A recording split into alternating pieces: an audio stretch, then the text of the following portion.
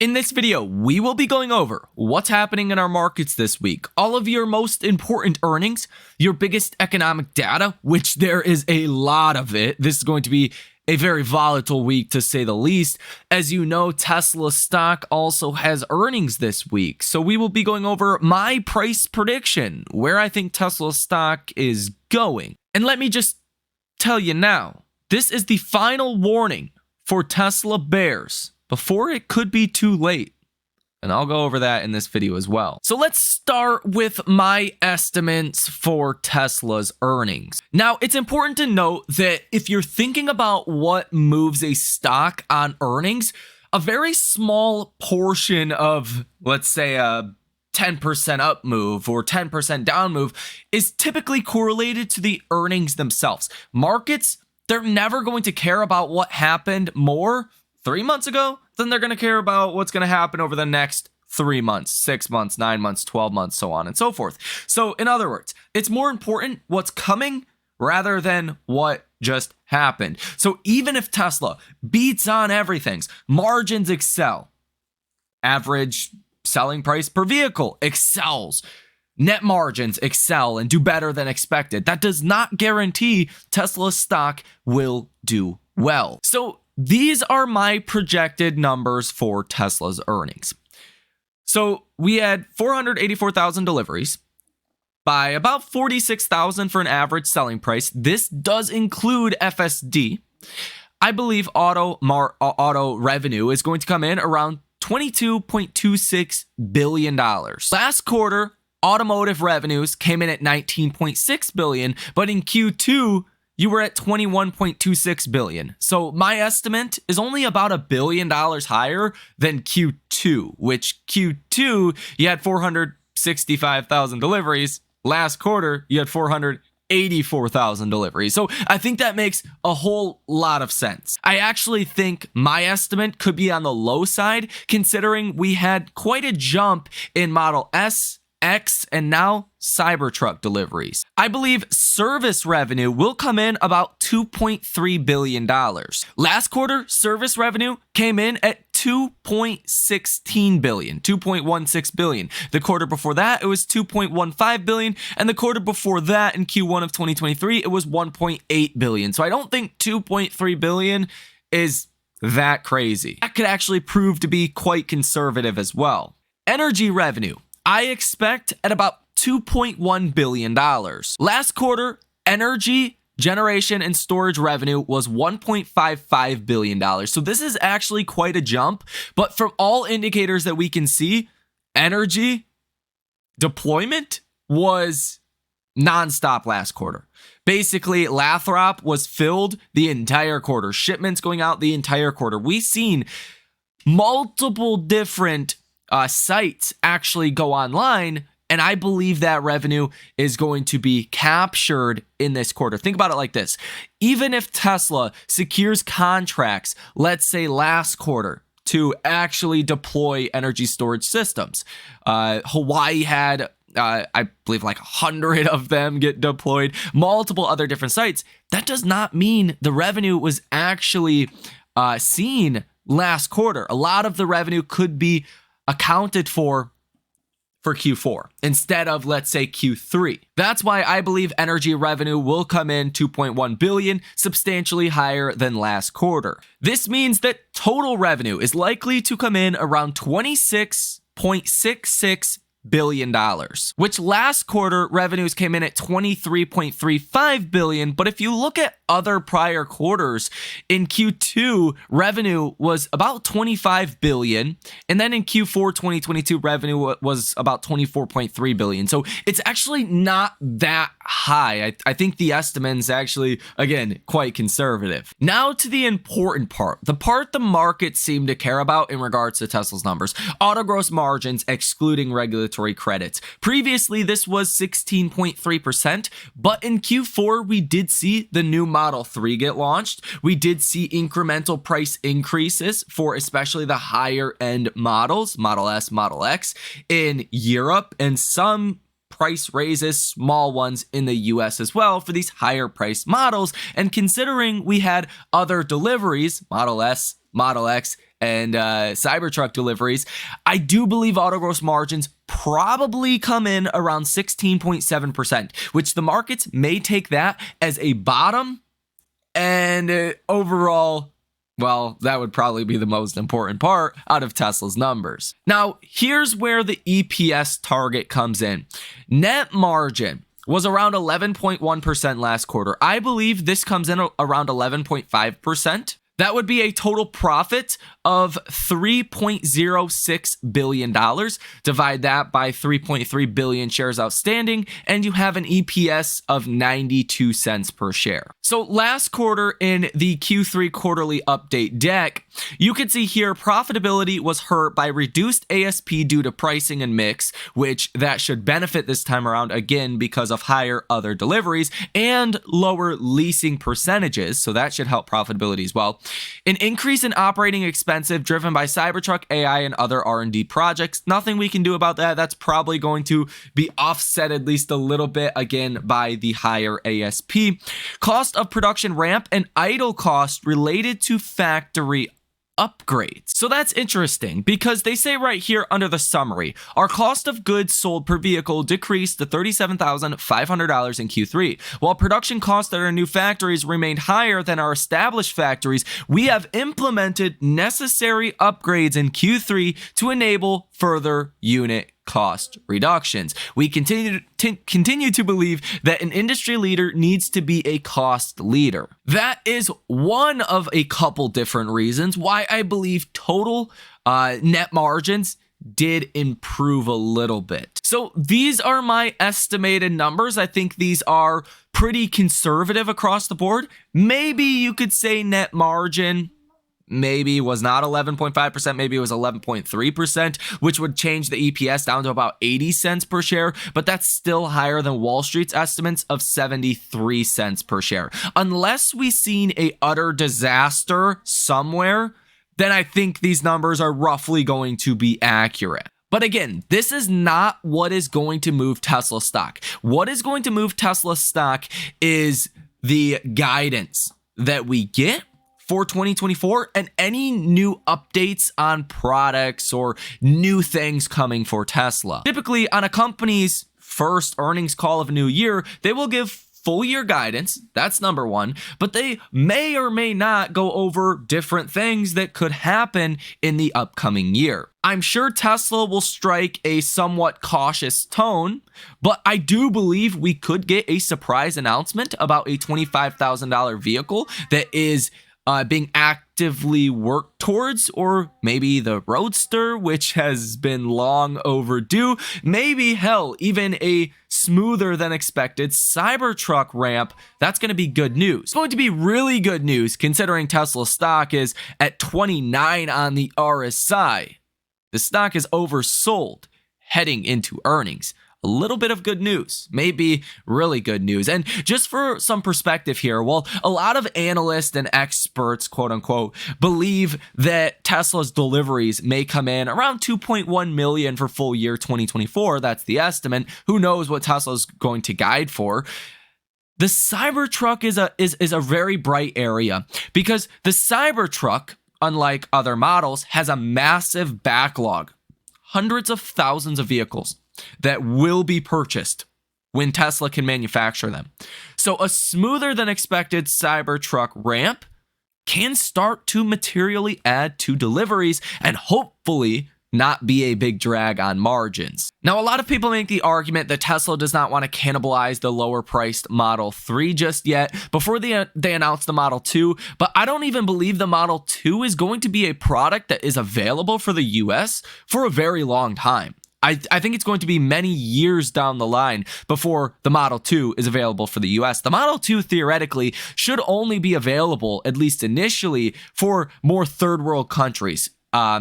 Maybe, South America, maybe Mexico, maybe, not necessarily your wealthiest European countries. The other guys, maybe Russia for that matter, or lower income demographics of China, right? India. There's a lot of places where the Model 2 could be appropriate compared to like the Model 3, Model Y, S, or X. A lot of countries couldn't even dream of buying those vehicles. A lot of people in the US or China couldn't even dream of buying a Model S or a Model X. But the Model 2, let's say Tesla announces that they're planning on starting production by the end of this year of the Model 2 for third world countries. Third world, terminology is terminology. You get the idea. That would be very positive news for Tesla stock. And if other investors in Tesla stock that have been investors for a long time, like Ron Barron, are correct, then we will start to see deliveries, or at least production, of the Model 2 by the end of this year. Could Tesla announce that coming this earnings? Of course they could. But really the bottom line here is it's not going to take a lot of good news at all for Tesla stock to perform very well following earnings. The only thing I think could be negative on Tesla's earnings, besides like a terrible guidance or something that is unprecedented, would be Elon and Tesla not reaffirming that margins are going to bottom here. If Elon comes on the earnings call again and says, we will do whatever we have to sell vehicles, no matter if margins have to drop considerably. If he says something along those lines, then, Tesla stock could still fall from here. Let's not be delusional. If Elon gives us a terrible earnings call and doom and gloom and margins are going to get worse, the stock will fall. But anything less than that is going to be good news, at least in my personal opinion. Now, as you know, there's two things that affect Tesla stock. Tesla specifically, news, breaking news, what Elon says, earnings, all of these things that you already know about. The second thing is what happens in the broader markets. If the markets fall, Tesla stock probably falls. If the markets rise, Tesla stock probably rises. Tesla tends to have a beta of about 2 on a good day. If the markets fall 1%, Tesla falls about 2%. These days, it's about 4 or 5%. Same thing to the upside. If the markets go up 1 to 2% on a good day, Tesla should go up 3 to 4%. This week, we are going to have quite a few earnings. Now, think of different sectors here, right? We have United and Logitech here Monday and after hours. Not really going to be too important. United, obviously, watch other airlines, travel, leisure, hospitality, but I don't think those are going to be important. Verizon, 3M, GE, RTX, Johnson & Johnson, healthcare, defense stocks, even Lockheed Martin reports Tuesday pre-market.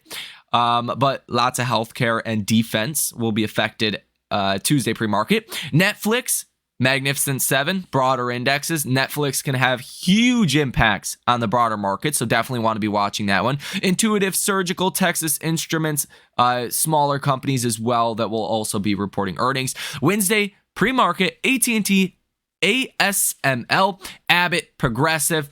Not going to be a big round of earnings here. Tesla, Wednesday after hours. Tesla can affect the broader markets, Magnificent Seven as well. And then you have IBM, ServiceNow. Think software, right? A lot of software names are trading at high valuations. Those are going to be important ones. Las Vegas Sands, that is really related to travel, leisure, hospitality. So that will be affected by Las Vegas Sands earnings. Lam Research. And then you have Thursday pre-market, American Airlines, Alaska Airlines, Southwest Airlines, definitely a big day for the airlines. Union Pacific as well will be important with like railways and how we are seeing domestic transportation and shipping, how demand is in certain areas of our economy. We're going to get some clarity from them, so that could be an important one as well. Thursday, after hours, Intel, come on, NVIDIA, AMD, Supermicro, that's going to be huge for everything, okay? Intel, you want to see them have some good earnings. Visa, Capital One, Thursday and after hours, that's going to be important. How are consumers doing? Are they spending money? Are defaults rising? Very, very important. That's actually the first trade that we have hit on earnings in the trading community, utilizing our earnings strategy. I've never seen anyone else play earnings the way we do, that capitalize on a risk to reward structure that is very favorable, that gives us positive return rates of 80+%. Never seen anyone employ this strategy. If you guys want to learn it, check it out. Link down below in the description of this video. But we did hit Discover, because Discover, well, they said, hey, a lot of people are probably not going to pay back these loans. Does that narrative also apply to Capital One or American Express Friday pre-market?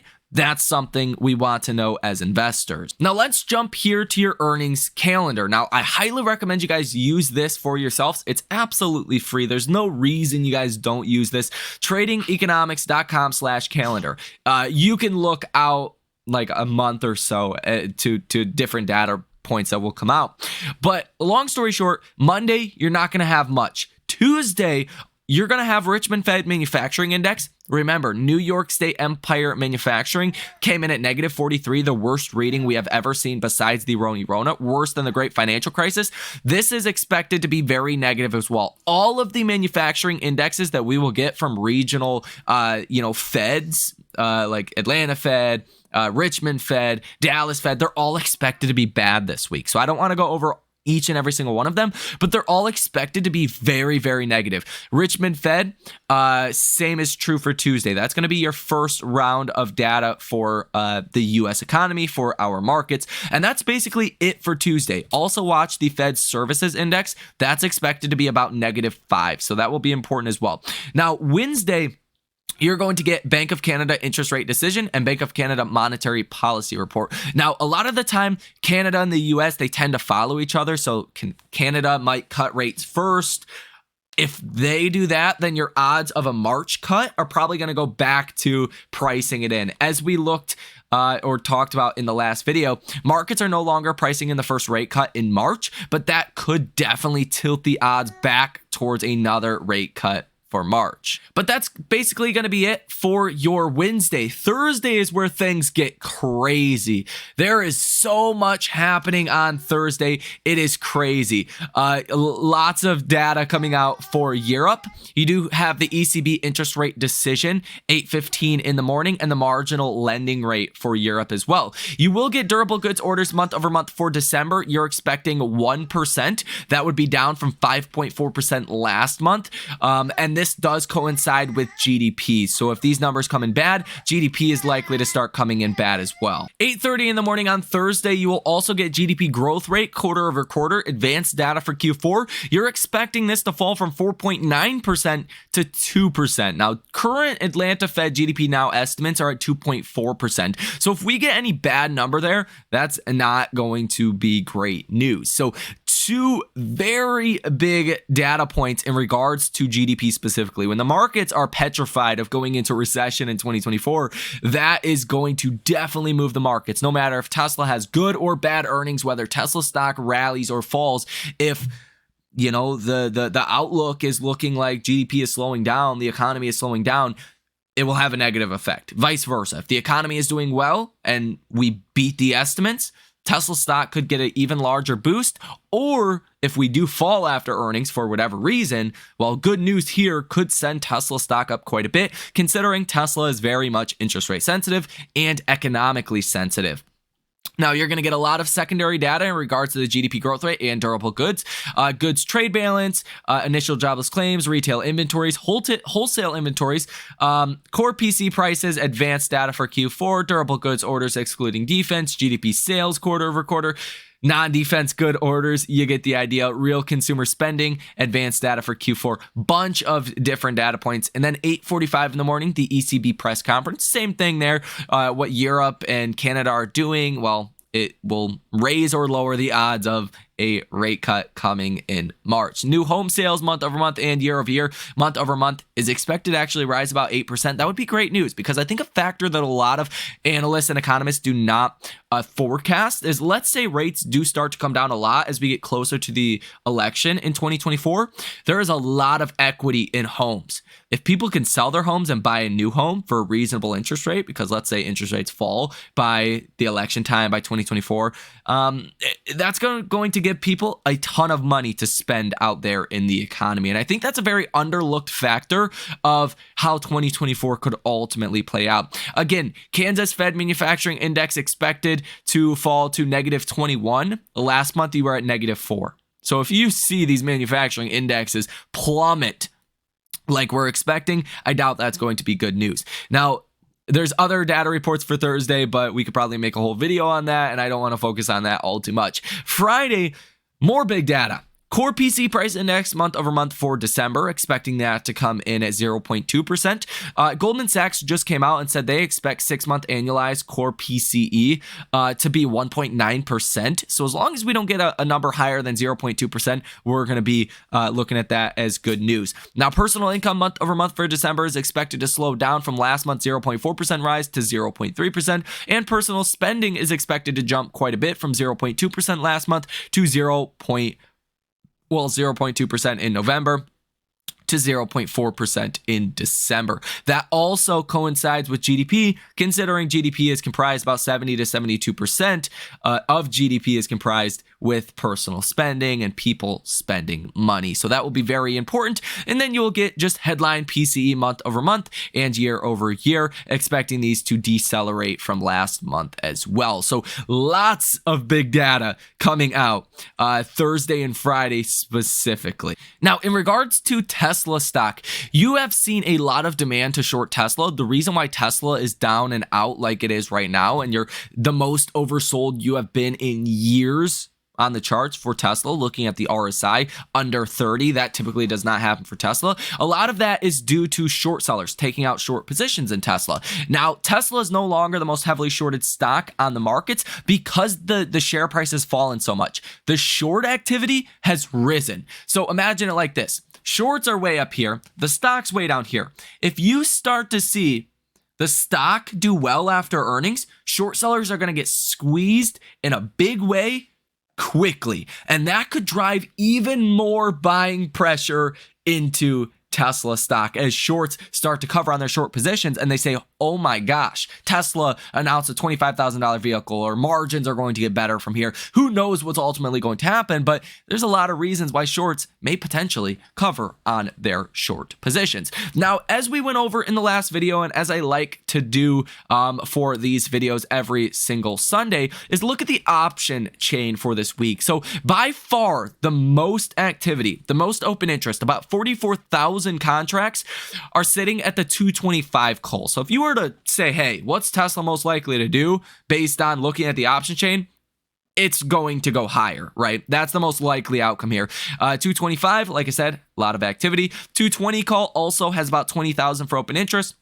Volume on Friday of about 27,000. 230 call, open interest of 15,000, volume of about 30,000, and the 250 call has open interest of 15,000 with volume of about 21,000 on Friday. Overall, for this week, open interest is about 60% calls and 40% puts. So you are skewed here towards a potential positive reaction in Tesla stock for this week. Now, in my personal opinion, I do have high hopes that we will get some kind of positive announcement from Tesla. Let's say theoretically we do get a $25,000 vehicle that is announced by the end of this year, not for the US or China or Europe, but for other countries first, like in India.